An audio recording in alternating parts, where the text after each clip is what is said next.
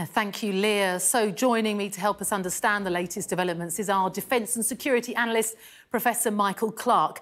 Hello, Michael. Now, first off, looking at Kiev, we know that there was a small push yesterday by the Russian forces, but really nothing significant. Very different here in the south, though, in Mariupol.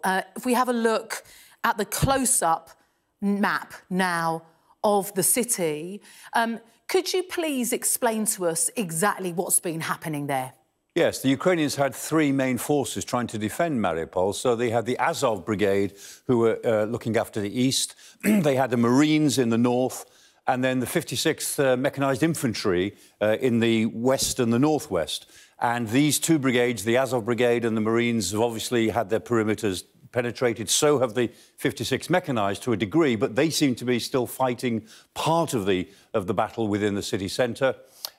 Any relieving forces are more than 60 miles away for the Ukrainians, so it's probably getting towards the end of the process now. Now, Mariupol, as we know, has faced severe bombardment and, again, civilian target, this time at the art school.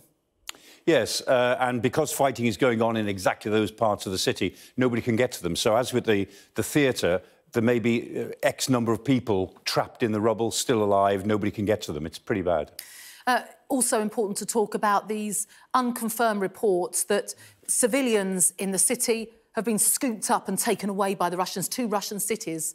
Yes, the Rosgvardia, who are the internal troops who came in with the invasion forces, and their job is to round people up and keep civil order. And British and American intelligence have said, and they've been right about everything else, that the Russians have drawn up lists of people that they wanted to take away.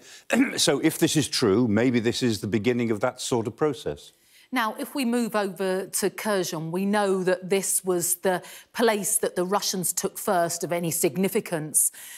We've seen defiance there, and actually we have some video, don't we, that shows us that continues.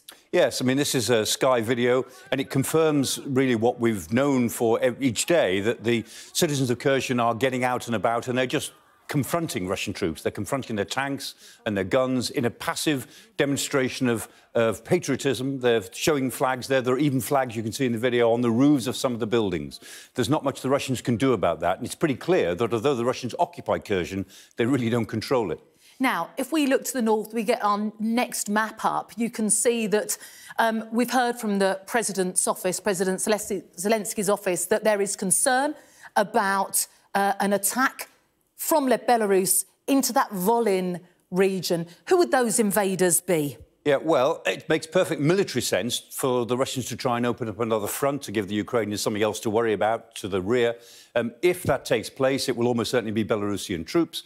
If President Lukashenko of Belarus has decided to join the war, then he is putting himself alongside President Putin in the dock of world opinion, and he'll probably then suffer the same fate eventually. OK, Michael Clarke, thank you for joining us.